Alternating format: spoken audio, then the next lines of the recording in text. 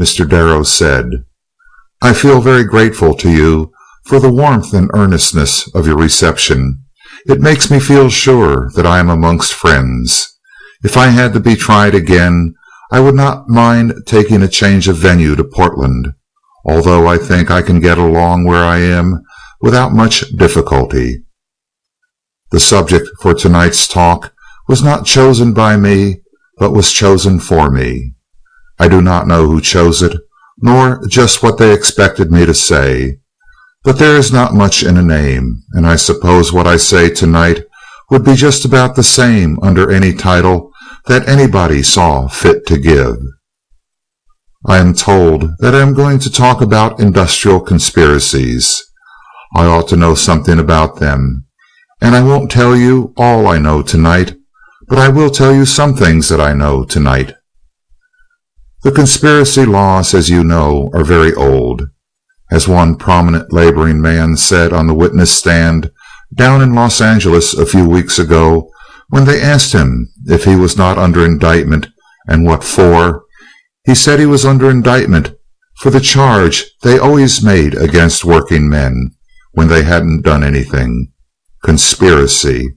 And that is the charge they always make. It is the one they have always made against everybody when they wanted them, and particularly against working men, because they want them oftener than they do anybody else. When they want a working man for anything except work, they want him for conspiracy, and the greatest conspiracy that is possible for a working man to be guilty of is not to work, a conspiracy the other fellows are always guilty of. The conspiracy laws are very old. They were very much in favor in the Star Chamber days in England. If any king or ruler wanted to get rid of someone, and that someone had not done anything, they indicted him for what he was thinking about, that is, for conspiracy, and under it they could prove anything that he ever said or did, and anything that anybody ever said or did to prove what he was thinking about, and therefore that he was guilty. And of course, if anybody was thinking, it was a conspiracy against the king, for you can't think without thinking against a king. The trouble is, most people don't think, and therefore they are not guilty of conspiracy. The conspiracy laws in England were especially used against working men, and in the early days, not much more than 100 years ago, for one working man to go to another and suggest that he ask for higher wages was a conspiracy, punishable by imprisonment. For a few men to come together and form a labor organization in England was a conspiracy. It is not here. Even the employer is willing to let you form labor organizations if you don't do anything but pass resolutions. But the formation of unions in the early days in England was a conspiracy, and so they used to meet in the forests and in the rocks and in caves and waste places, and hide their records in the earth, where the informers and detectives and Burns's men of those days could not get hold of them. It used to be a crime for a working man to leave the country without the consent of the employer, and they never gave their consent. They were bought and sold with the land. Some of them are now. It reached the pass in England after labor unions were formed that anything they did was a conspiracy, and to belong to one was practically a criminal offense. These laws were not made by Parliament, of course. They were not made by the people. No law was ever made by the people. They are made for the people, and it does not matter whether the people have a right to vote or not. They never make the laws. These laws, however, were made by judges, the same officials who make the laws in the United States today. We send men to the legislature to make law, but they don't make them. I don't care who makes a law, if you will let me interpret it. I would be willing to let the Steel Trust make a law, if they would let me tell what it meant after they got it made. That has been the job of the judges, and that is the reason the powerful interests of the world always want the courts. They let you have the members of the legislature and the alderman and the constable if they can have the judges. And so in England, the judges, by their decisions, tied the working man hand and foot until he was a criminal if he did anything but work, as many people think he is today. He actually was at that time, until finally Parliament, through the revolution of the people, repealed all these laws the judges had made, wiped them all out of existence, and did, for a time at least, leave the working man free, and then they began to organize. And it has gone on to that extent in England today that labor organizations are as firmly established as Parliament itself, much better established there than here. We in this country got our early laws from England. We took pretty much everything that was bad from England and left most that was good. At first, when labor organizations were started, they had a fair chance. They were left comparatively free. But when they began to grow, the American judges got busy. They got busy with injunctions, with conspiracy laws, and there was scarcely anything that a labor organization could do that was not an industrial conspiracy. Congress took a hand, not against labor, but to illustrate what I said about the difference between making a law and telling what the law means. We might refer to the act which was considered a great law at the time of its passage, a law defining conspiracy and combinations in reference to trade, the Sherman Antitrust Law. In the meantime, the combinations of capital had grown so large that even respectable people began to be afraid of them, farmers and others who never learn anything until everybody else has forgotten it. They began to be afraid of them. They found the great industrial organizations of the country controlling everything they used. One powerful organization owned all the oil there was in the United States. Another handful of men owned all the anthracite coal there was in the United States. A few men owned all the iron mines in the United States. And the people began to be alarmed about it. And so they passed a law punishing conspiracies against trade. The father of the law was Senator Sherman of Ohio. The law was debated long in Congress and the Senate. Every man spoke of it as a law against the trusts and monopolies, conspiracies and restraint of trade and commerce. Every newspaper in the country discussed it as that. Every labor organization so considered it. Congress passed it, and the President signed it, and then an indictment was found against a corporation, and it went to the Supreme Court of the United States for the Supreme Court to say what the law meant. Of course, Congress can't pass a law that you and I can understand. They may use words only found in the primer, but we don't know what they mean. Nobody but the Supreme Court can tell what they mean. Everybody supposed this law was plain and simple and easily understood, but when they indicted a combination of capital for a conspiracy in restraint of trade, the Supreme Court said this law did not apply to them at all, and that it was never meant to fit that particular case. So they tried another one, and they indicted another combination engaged in the business of cornering markets, engaged in the business of trade, rich people, good people. It means the same thing. And the Supreme Court decided that this law did not fit their case, and everyone began to wonder what the law did mean anyhow. And after a while, there came along the strike of a body of laboring men, the American Railway Union. They didn't have a dollar in the world altogether because they were laboring men, and they were not engaged in trade. They were working, but they hadn't found anything else that the Sherman Antitrust Act applied to, so they indicted Debs and his followers for a conspiracy in restraint of trade, and they carried this case to the Supreme Court. I was one of the attorneys who carried it to the Supreme Court. Most lawyers only tell you about the cases they win. I can tell you about some I lose. A lawyer who wins all his cases does not have many. Debs was indicted for conspiracy in restraint of trade. It is not quite fair to say that I lost that case, because he was indicted, and fearing he might get out on the indictment, the judge issued an injunction against him. The facts were the same as if a man were suspected of killing somebody, and a judge would issue an injunction against him for shooting his neighbor, and he would kill his neighbor with a pistol shot, and then they would send him to jail for injuring his clothes for violating an injunction. Well, they indicted him, and they issued an injunction against him for the same thing.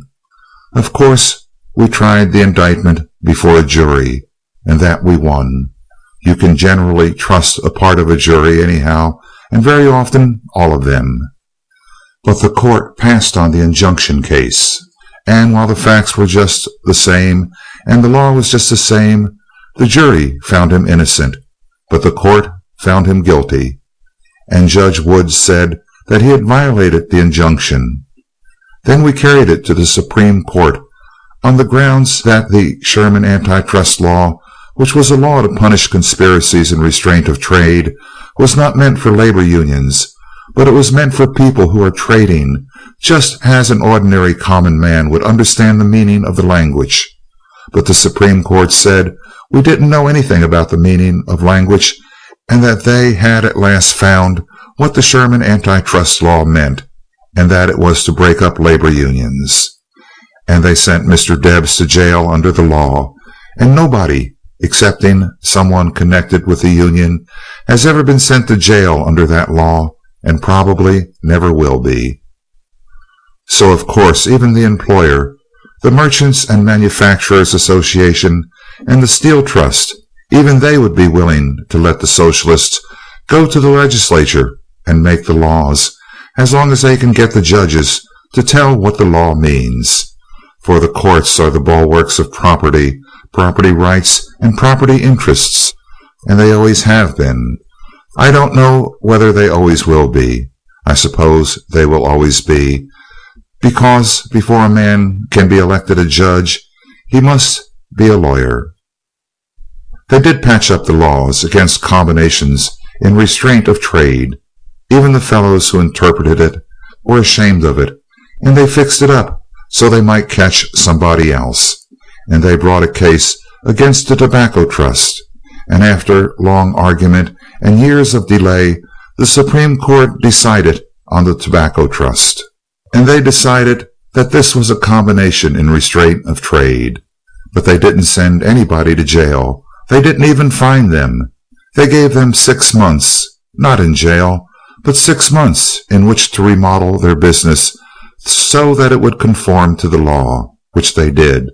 But plug tobacco is selling just as high as it ever was, and higher. They brought an action against the Standard Oil Trust, Mr. Roosevelt's enemy. That is what he says. They brought an action against the Standard Oil Trust to dissolve the trust, and they listened patiently for a few years. The Supreme Court is made up of old men, and they have got lots of time.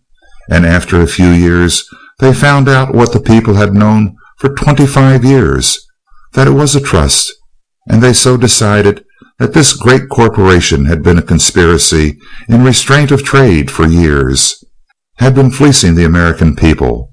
I don't suppose anybody would have brought an action against them, excepting that they had a corner on gasoline, and the rich people didn't like to pay so much for gasoline to run their automobiles.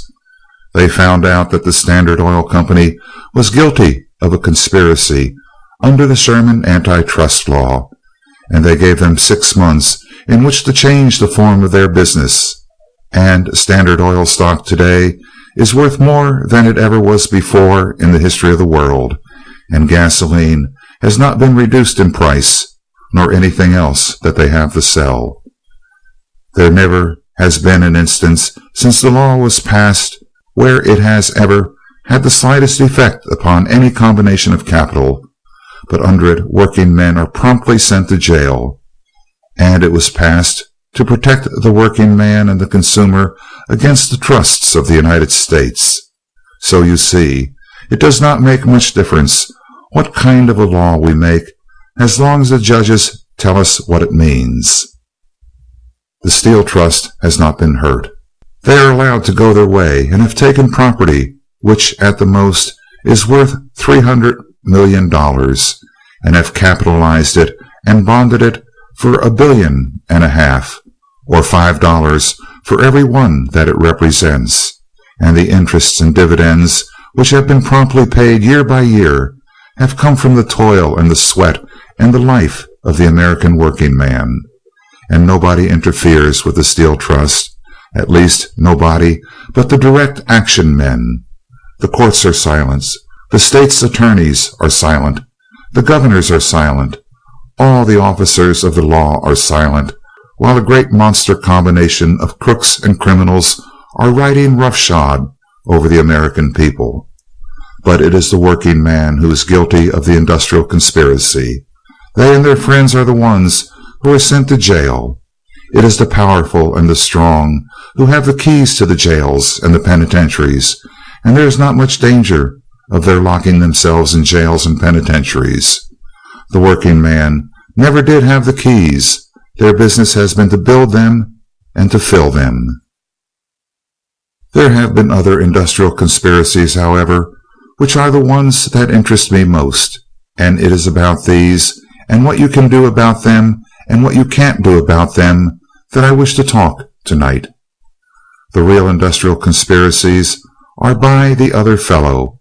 It is strange that the people who have no property have been guilty of all the industrial conspiracies, and the people who own all the earth have not been guilty of any industrial conspiracy. It is like our criminal law.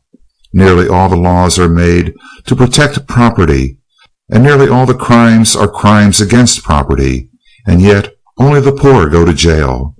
That is, all the people in our jail have committed crimes against property, and yet they have not got a cent. The people outside have so much property that they don't know what to do with it, and they have committed no crime against property. So with the industrial conspiracies, those who are not in trade or commerce are the ones who have been guilty of a conspiracy to restrict trade and commerce, and those who are in trade and commerce that have all the money have not been guilty of anything. Their business is prosecuting other people so they can keep what they have got and get what little there is left. But there are real industrial conspiracies. They began long ages ago, and they began by direct action, when the first capitalist took his club and knocked the brains out of somebody who wanted part of it for himself. That is direct action. They got the land by direct action. They went out and took it. If anybody was there, they drove them off or killed them, as the case might be. It is only the other fellow that can't have direct action. They got all their title to the earth by direct action. Of course, they have swapped it more or less since, but the origin is there. They just went out and took possession of it, and it is theirs. And the strong have always done it. They have reached out and taken possession of the earth. A few men today can control all the industry, and do control all of the industry of this country. A dozen men sitting around the table in a big city can bring famine if they wish.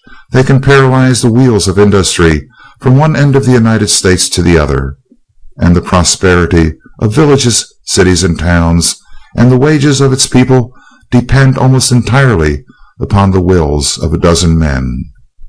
They have taken the mines, and all the coal there is in the United States, or practically all, is controlled today by a few railroad companies who can tell us just what we must pay, and if we are not willing to pay it, we can freeze. And we respect private property so much that we will stand around and freeze rather than take the coal that nature placed in the earth for all mankind. All the iron ore in the United States that is worth taking is owned and controlled by the Steel Trust. One combination with a very few men managing the business, not more than half a dozen absolutely controlling it, have their will, and nobody can have any iron ore or mold it or use it excepting at the will of a few men who have taken possession of what nature placed there for all of us, if we were wise enough to use it and understand it.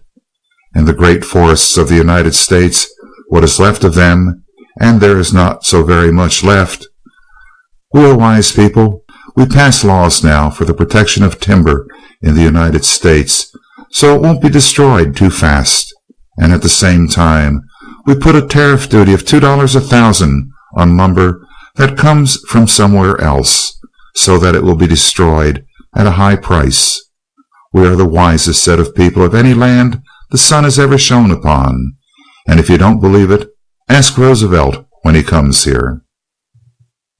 A few men control what is left of the forests. A few men and a few great corporations have taken the earth, what is good of it. They have left the arid lands, the deserts, and the mountains which nobody can use. The desert for sand heaps and the mountains for scenery. They are now taxing the people to build reservoirs so that the desert will blossom, and after it begins to blossom, they will take that. And even if they didn't own the land, they own all the ways there are of getting to it, and they are able to take from the farmer just so much of his grain as they see fit to take. And so far as the farmer is concerned, I wish they would take it all, because he has always been against the interests of every man that toils, including himself. And they are able to say to the working man engaged in industry just how much of his product they will take, and from him they take just enough to leave him alive. They have got to leave him alive or he can't work, and they have got to leave him enough strength and ambition to propagate his species, or the rich people can't get their work done in the next generation. And that is all that they are bound to leave him. They own the railroads, the mills, the factories, and all the tools and implements of trade and commerce, and the working man has only one thing to sell. That is his labor, his life, and he has to sell that to the highest bidder. There are only a few of these men who own the earth and all of its fullness. There are millions and millions of the people who do the work, and if you can keep these millions and millions disorganized and competing with each other, they will keep wages down themselves without any help from the bosses. On the other hand, there are so few men who own the earth and the tools that they find it perfectly easy to combine with each other and regulate the price of their products, and they have learned better than to compete, and there is no way for the wit of man to make and interpret any law which will ever set them to competing again. They have managed to control the price of their products and charge what they see fit, and all they need is to buy their raw materials in the open markets of the world as cheaply as they can, and labor is the principal raw material that they use. So of course they want free trade in labor and protection in commodities, and they have always had it, and our wise Americans that are the marvel of the day, including the working people, have cheerfully given them protection in commodities that they sell and free trade in the labor which they buy. And though they thought by protecting the Steel Trust so there can't be any foreign competition, that it will make the Steel Trust so rich that they can afford to pay higher prices to their working men.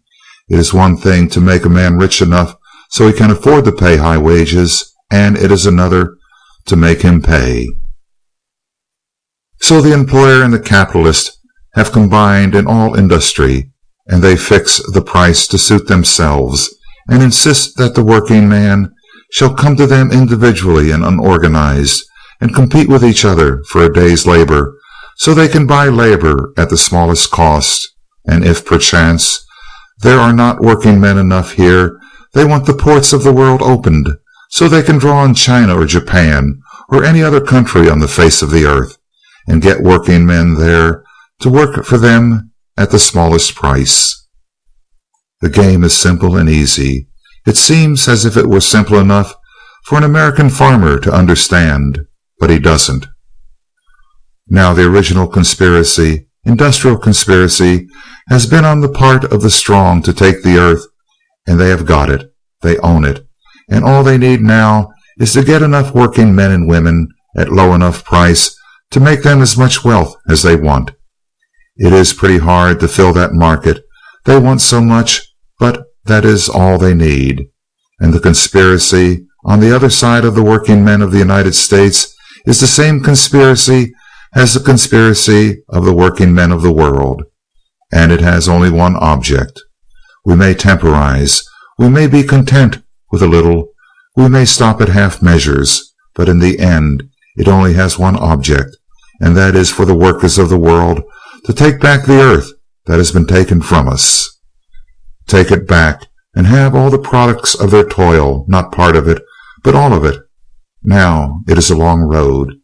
It is a universal, worldwide conspiracy by the intelligent working people and their friends and the world over to get back the earth that has been stolen by direct action.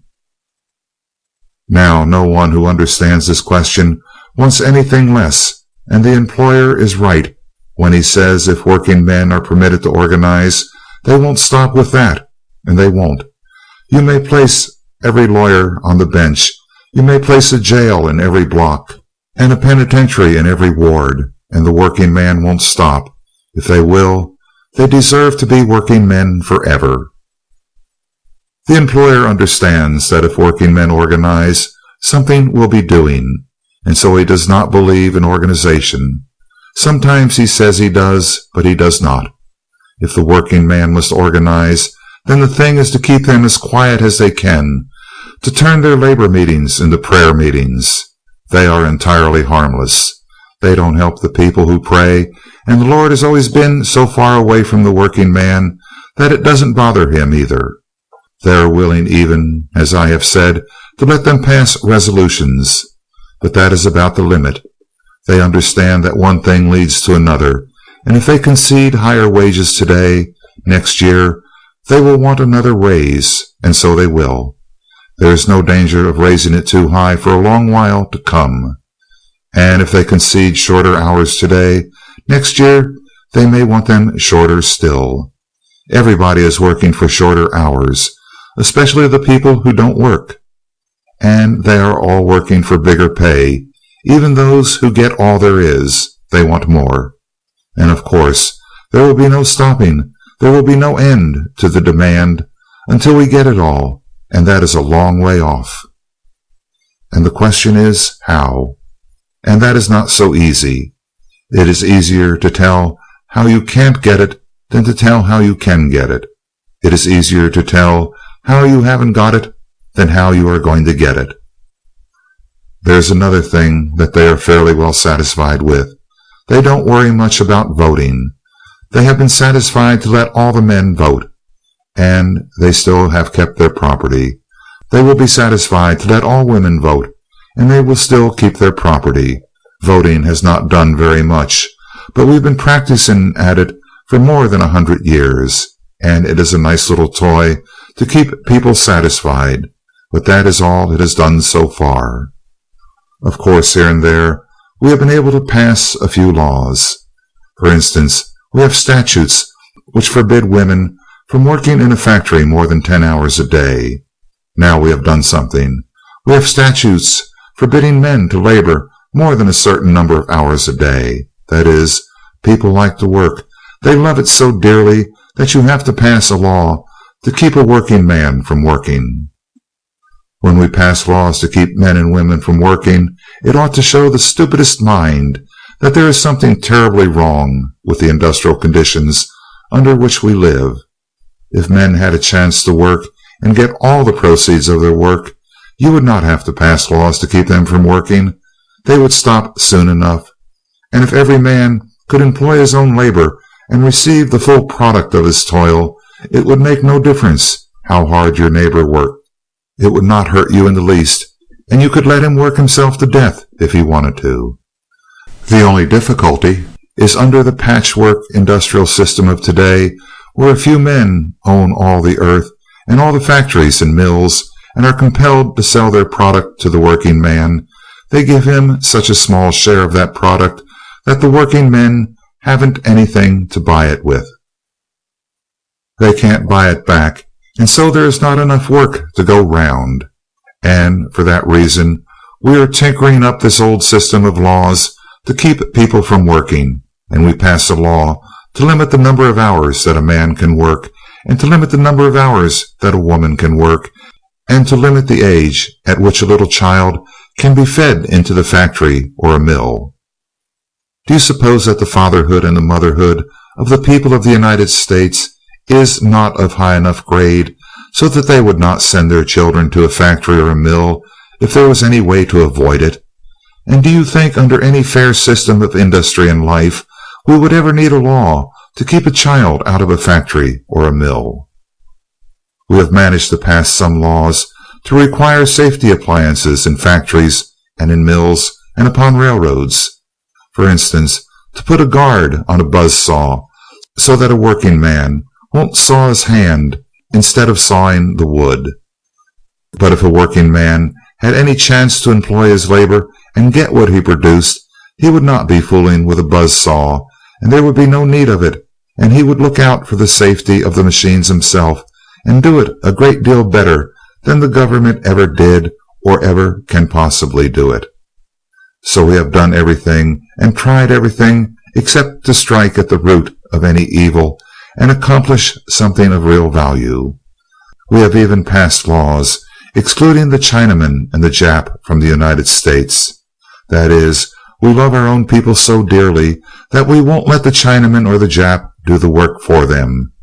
We want our people to have all the work, and if they come here and volunteer to do it, we won't let them, for work is a blessing under the present industrial system. We have to work. If we stop, we starve.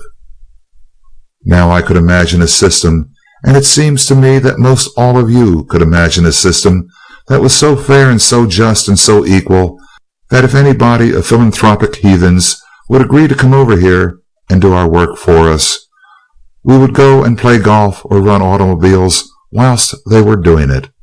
But with a condition of life where a few men have it all and the rest can only live if they have work to do, why, no one can do it for us. We have got to do it ourselves. We can't even allow a machine to do it. For every time we get a machine to do the work, it takes the place of a man or two or more, and they go out to beg or tramp or starve, as the case may be. We've got a wonderful system of industry and industrial life. If anybody ever invented it, which they didn't, he must have been standing on his head and drunken at the time he did it. And now, what are we going to do about it? We have the great mass of men living upon the will of a few and taking what they can get, and we have got to get back the earth. A small job. Some people would say, well, if you've got to get it back, why don't you go and take it? Well, we don't. Some people say we have got to vote it back, and some say we have got to get it back through labor organizations, and some say we have got to have a good deal more than that. I don't know, but I want to say some things about political action. If we are going to get at it in that way, we first had better understand the size of the contract, and there are a great many people who don't. We have been voting for a long time, and we have a democracy. Everybody can vote, every man past 21. If we are not doing well enough, we are going to let the women vote, and if we don't do any better, we will let the children vote, and then we will get somewhere. If we are going to get out of this mess by voting, why, let's have a little of it. We had better have an election every day, because if we can do it that way, it is about the simplest there is. But we have been working at it a long while, and we are getting in worse all the time. In the first place, how many of us understand our system of government? We hear people talk about it on the 4th day of July, and they run for office in the fall. The most glorious system ever invented by the wit of man. I want to say that it is about the craziest system that was ever conceived in the brain of man. Our system of government never was conceived in the brain of man because no man or combination of men were ever foolish enough and weak enough to conceive them. It is a system of blunders. If you would elect for the next 100 years a president as wise as Roosevelt, you could not move a peg. Let me just tell you why. Suppose we want to pass the law. As I have said, we pass little fool laws, and nobody pays much attention to them. They don't hurt anybody, and they let them go. But suppose we want to pass a law of substance, if there is any such thing as a law of substance. Suppose we want to do it, something affecting fundamental rights. Now, how are we going to get at it? 125 years ago and more, a body of men, very wise for their day and generation, met to form the Constitution. They had just been indulging in a little direct action against England. They could have sent members to Parliament up to now, and we would have still been British subjects. I don't know as we would have been any worse off if we had been. But they got at it simply and directly, and so they won our American independence. I don't know just when it was lost, but they won it. And the first thing they did was to have a constitution. You can't do anything without a constitution. You've got to have a good constitution to get anywhere. And so they got together a body of men, John Hancock, and some more penmen, and they wrote a constitution. Now, what is a constitution? Well, it's just the same as if a boy 21 years of age would say, well, now I have become of age, and I am wise, and I'm going to write out a constitution to cover the rest of my life, and when I am 40, I can't do anything that is unconstitutional. There wasn't a railroad 125 years ago. There wasn't a steam engine. There wasn't a flying machine, of course, nor an automobile. Nobody knew anything about electricity except what came down from the clouds, and they were busy dodging it. There were few machines. There was just a body of farmers, that's all, and they wrote the Constitution, and there it is. It didn't apply to the industrial conditions of today, for they didn't know anything about industrial conditions of today, but they imagined that they were so wise that least people 125 years later should think they knew more. They would tie things up so that we could not make a fool of ourselves to the third or fourth generation after they were dead.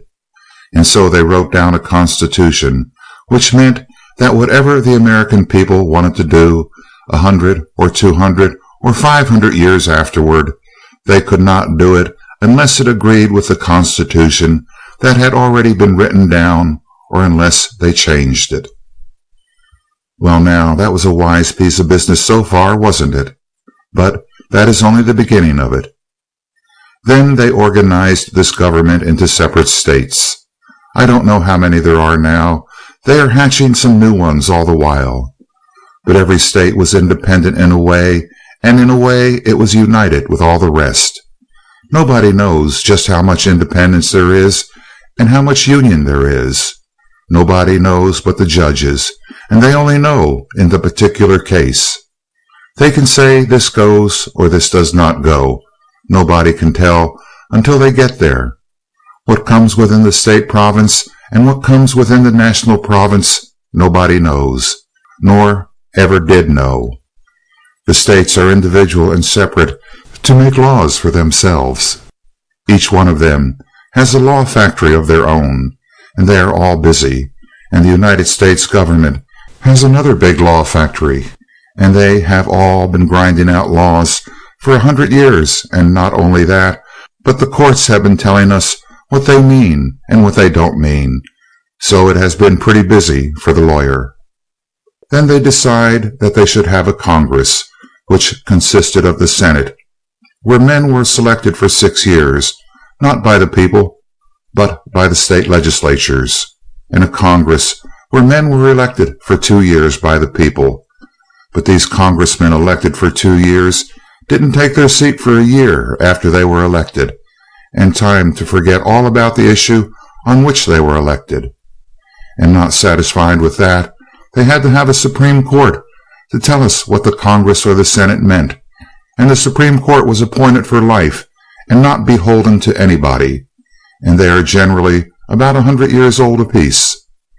And then they had a president who was elected for 4 years and who had a right to veto anything that Congress and the Senate saw fit to pass. And if he vetoed it, you could not pass it except by 2/3 majority of both houses. And there you have got it, so far as the United States government is concerned. But that is not nearly all. So if you want to pass some important law, let's see what you have to do. Of course, little laws don't count, for you can't keep up a factory unless you do something, pass laws one year and repeal them the next, or something like that, to save the job. But take an important thing, an issue coming up from the people, one ultimately meaning the taking of the earth. Nothing else is important. It may be in one form or another, but it must have that purpose, or it won't be important, because you can't regulate things that belong to other people very successfully. You have got to get it yourself. Now let's see what you have got to do. In the first place, you must elect a Congress, and the Congress does not take its seat for a year after they are elected, and then they run up against the United States Senate, holding 6-year terms, and 1/3 of them passing away each 2 years, none of them elected upon the issue upon which Congress was elected, mostly old men and generally rich men, rich enough to get the job. Now you have got to get the law through Congress and through the Senate both, which is well nigh impossible if it is a law of any consequence. And then here comes a president who is elected by the people for 4 years, and he must sign it. And if Congress and the Senate or the president refuses, then you can't do it.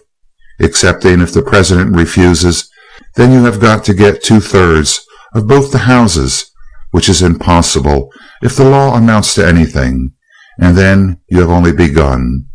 If you should happen to get all these 3 at once, which we never did and never will on anything very important, because the claws are all cut out of any bill before it ever gets very far, then you have only begun. Then here is this document, this sacred document, which came down from Mount Sinai 125 years ago, the Constitution, and you lay down the law beside the Constitution to see whether it is unconstitutional or not, and of course you could not tell. You would not know anything about it. Congress could not tell. The Senate could not tell. The President could not tell. There is only one tribunal that could tell, and that is the Supreme Court. And while the Constitution fills about 10 pages, the interpretation of the Constitution will fill 100 volumes or more. And the Constitution is not what is written in 10 pages, but it is what is written in the decision of the judges, covering over 100 years, and they don't always agree at that, which makes some of them right. If they all agreed, probably none of them would be right. So if you should ever succeed in getting a law past Congress with its 2-year term, and the Senate with its 6, and the President with his 4, any one of whom may block it, and will if it is important, then you have got to pass it to these wise judges, who are not elected at all, and who have no interest with the people because they are holding their office for life, and they have been there so long and got so old that they don't understand any of the new questions anyhow, and could not, and who have the conservatism of age anyway, and they have got to decide whether that law is constitutional or not. And before they have decided it, and before it has run the gauntlet of all of them, even if they decide it right, you would not need the law. The law would be dead. But you must combine on all of these 4 things before you can accomplish anything. And that is not all. Then you must decide whether the law is within the province of the state or the nation, and whether it is state business or whether it is national business. And most of our laws are state laws, and when we get back to the state, we find the same old story. Wonderful wisdom. Here is first the Constitution, which is nothing except as I illustrated. A boy 21 years old swears that he won't know any more when he is 50, and that kind of boy generally does not. And we have a legislative body to make laws, composed of a House and a Senate, 2 bodies, one not being wise enough to make them themselves. And we have a governor with a veto and a Supreme Court to say whether the law is constitutional or not. The same thing in the state and the same thing in the nation. Then we have got to see whether it is in the province of the nation or the state. And you see, it is next to impossible to ever get a constitutional law that amounts to anything, and we have never done it. But they say, this is a country where people vote. If you don't like the law, why change it? If you didn't vote, there would be some excuse for direct action. But as long as you vote, you can change the law. The trouble is, you can't change it. You haven't got a chance. How can you change one of these laws that are important? How can you appeal to the people, first of all, and change it with the people? And next, how could you possibly elect a Congress and a Senate and a President and a Supreme Court all at once that would ever make any substantial change, or ever did? Well, they say, if the Constitution fetters you too much, why change the Constitution? The Constitution provides that it can be changed, and so it does. But how? You can change the Constitution of the United States. You could change Mount Hood, but it would take a pile of shovels. You could change Mount Hood a good deal easier. It could be done. The law provides that if you pass a law through Congress and the Senate, and it is signed by the President to change the Constitution, you may submit it to the people, and if 3/4 of all the states in the Union consent to it, why, you can change it. What do you think of that? Do you suppose there is any power on earth that could ever get a law through Congress and the Senate, approved by the Senate, and then get 3/4 of the individual states in the Union to approve it? You and your children and your children's children would die while you are doing it. The best proof of that is the fact that we have had a Constitution for 125 years, and the Lord knows it needs patching. It needs something worse. It needs abolishing worse than anything else. If anybody does want to tinker with voting, the first thing necessary is to get rid of the Constitution. We have had one for 125 years with a provision for changing it. It has needed change. It needs it all the while, and yet it has never been changed but once. They passed several amendments all in a heap. What are those? They were amendments growing out of the Civil War, and they didn't permit any of the southern states to vote. They just ran them over their heads, and they were all amendments protecting the Negroes after enfranchisement. And those are the only amendments we have had in 125 years, and it took a war to get those. Considerable direct action. Why, if a body of ingenious men had gotten together to make the framework of a government to absolutely take from the people all the power they possibly could, they could not have contrived anything more mischievous and complete than our American form of government. Russia is easy and simple compared with this.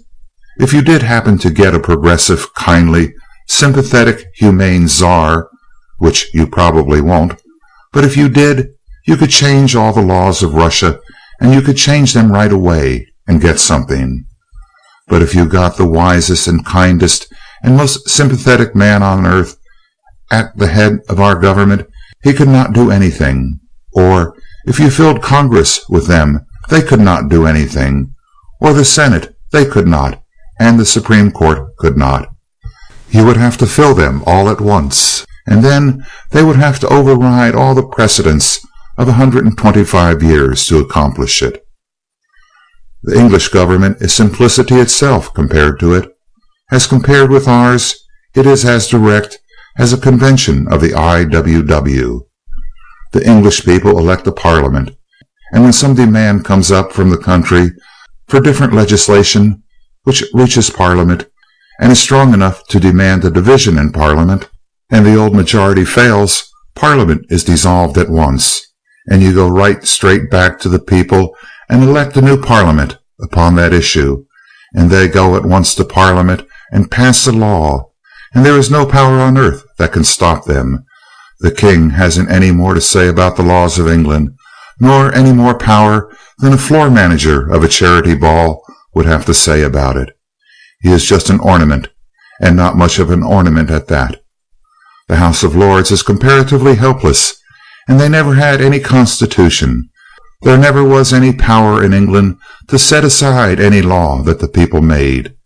It was the law, plain and direct and simple, and you might get somewhere with it. But we have built up a machine that destroys every person who undertakes to touch it. I don't know how you are ever going to remedy it. Nothing short of a political revolution, which would be about as complete as the deluge, could ever change our laws under our present system in any important particular. But while anybody is voting, they had better vote the right way, if they can find it out. If they can't, it's just as well not to vote. They had better vote for some working man's candidate and be counted as long as you are doing it. Still, any benefit that must come anywhere in the near future must come some other way. Working men have not raised their wages by it. They haven't shortened their hours of toil by it. They haven't improved the conditions of life by it. It has all been done in some other way. All of this has been accomplished by trade unionism, by organization. If you can organize working men sufficiently so that they may make their demands strong enough, you can accomplish something in all these directions. But our political institutions are such that before you could get anything like a political revolution, you need an industrial revolution. And then we come to face some of the problems of today, and I want to speak a little bit about that.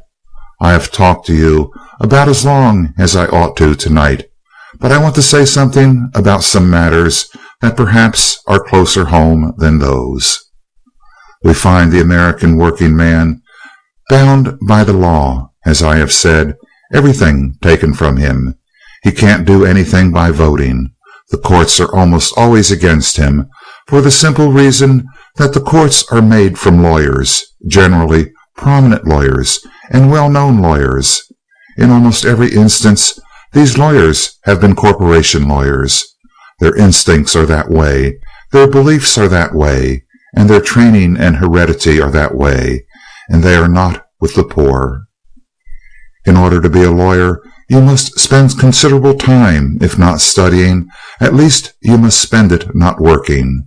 You can't work while you are becoming a lawyer, and you won't work afterwards. It takes 8 or 10 years schooling at least. This is one reason why a lawyer says he should have big fees. It takes him so long to learn the trade.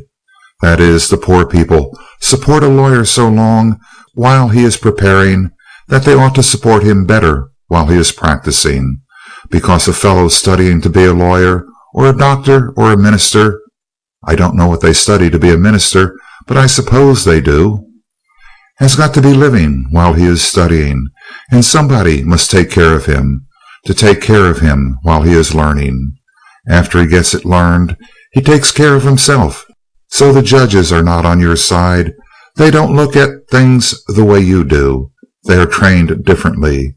If they were picked out of your trade councils, they would look at them differently, and they could decide cases differently.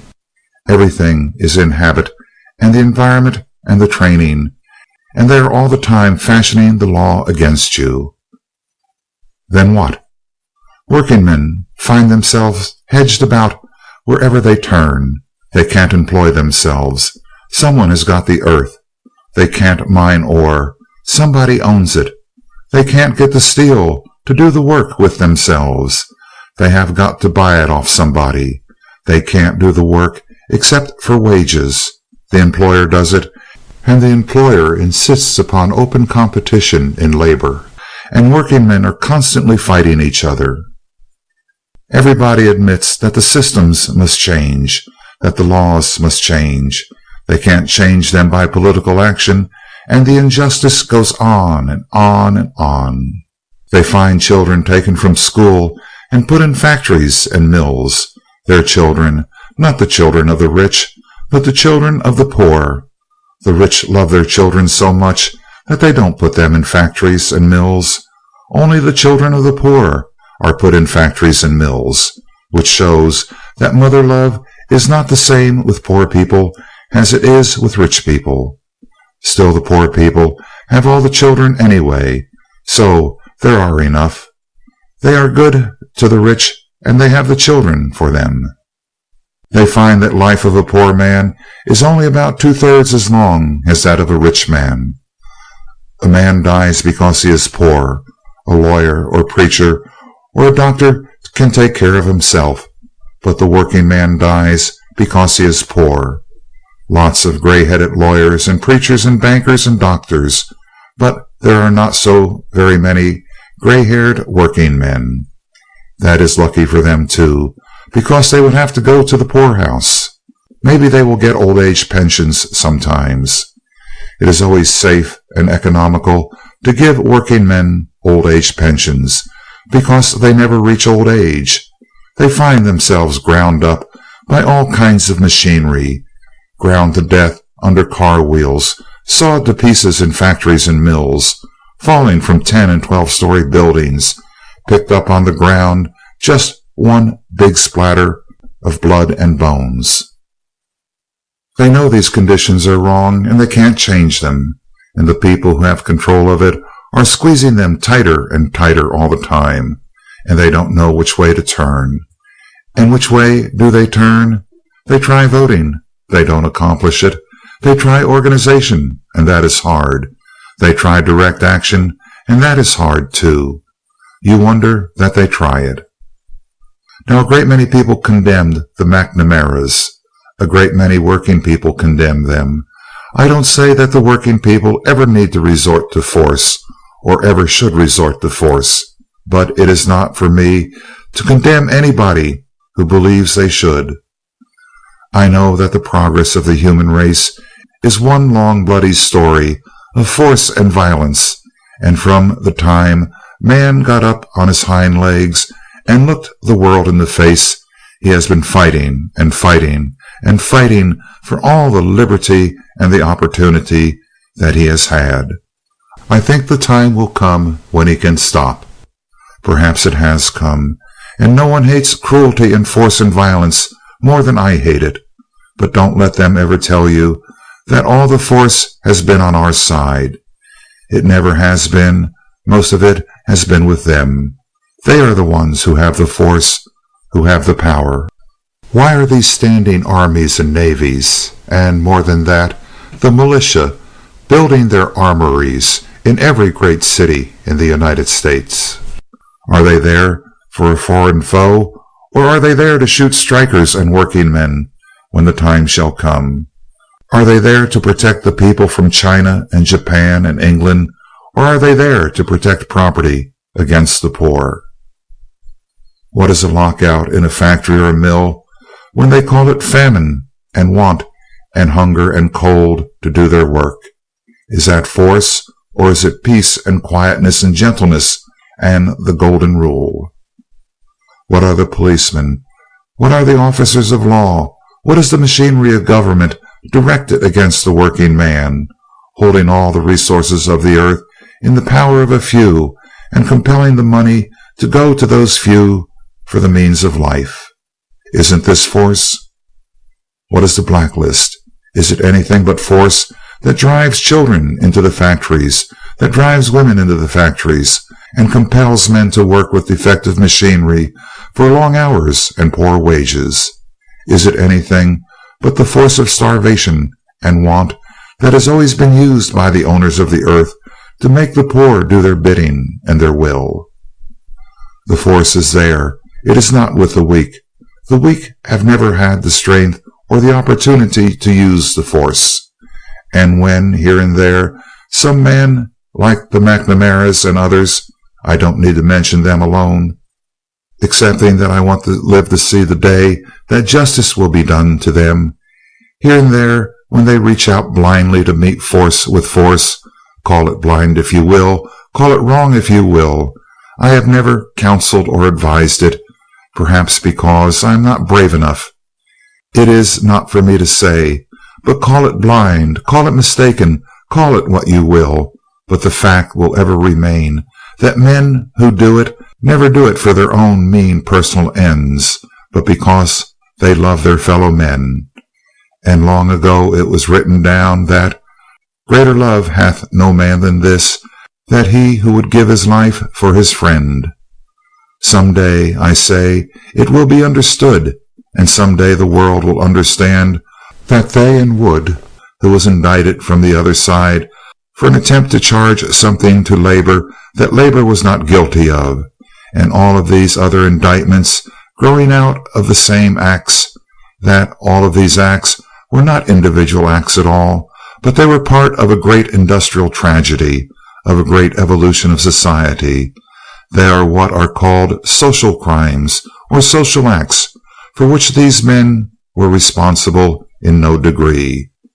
They were a part of a machine.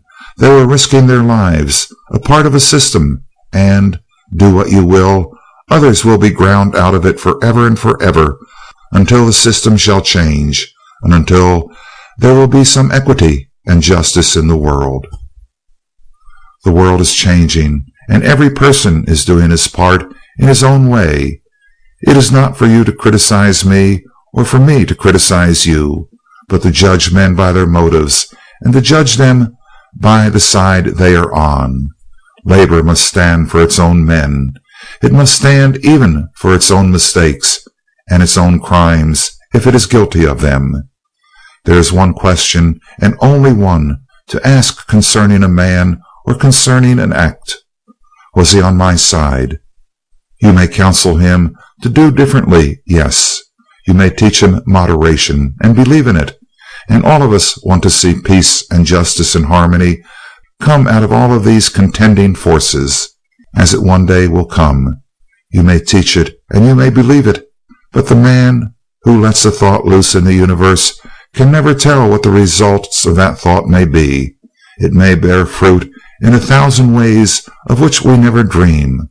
But even though it does, and it must, the thought must go forth to do its work, and to change the face of the earth. The highest and the holiest and the best thought may bring on strife and war. And John Brown, a devoted man who believed in the liberty of the slaves, took his gun in his hand and went to Virginia and raised his hand in rebellion against the country. He was tried and convicted and hanged for murder, and he was guilty of murder under the laws of man, but under the laws of God he was a hero. The laws of justice and righteousness look not to the act, but they look at the motive that moved the brain. Were they fighting on our side? Were they fighting for justice and humanity and the weak and the poor and the oppressed, as they saw it? If so, whoever they are and whatever, they demand our sympathy and our support. John Brown, by his act of heroism, plunged the United States into a civil war, costing hundreds of thousands of lives and billions of property. But he was not responsible for the thought. It came in the evolution of time. And so don't think that any one man is responsible for any one great event in the world. The earth is moving. The universe is working. All the laws of creation are working towards justice, toward a better humanity, toward a higher ideal, toward a time when men will be brothers the world over. The evolution will not all be peaceful. It can't be. There will be conflict and bloodshed. There will be prisons. There will be jails. But through it all, the same humanity that has come onward and upward from the brute below us, onward and upward to where we are today, this same humanity will be growing in wisdom and strength and righteousness, and the good and the evil, the peace and the charity, the violence and all, will be combined to make men better and make the world juster and fairer than it has ever been before. At the conclusion of the address of Mr. Darrow, at the suggestion of a member of the audience, 3 lusty cheers were given for the speaker.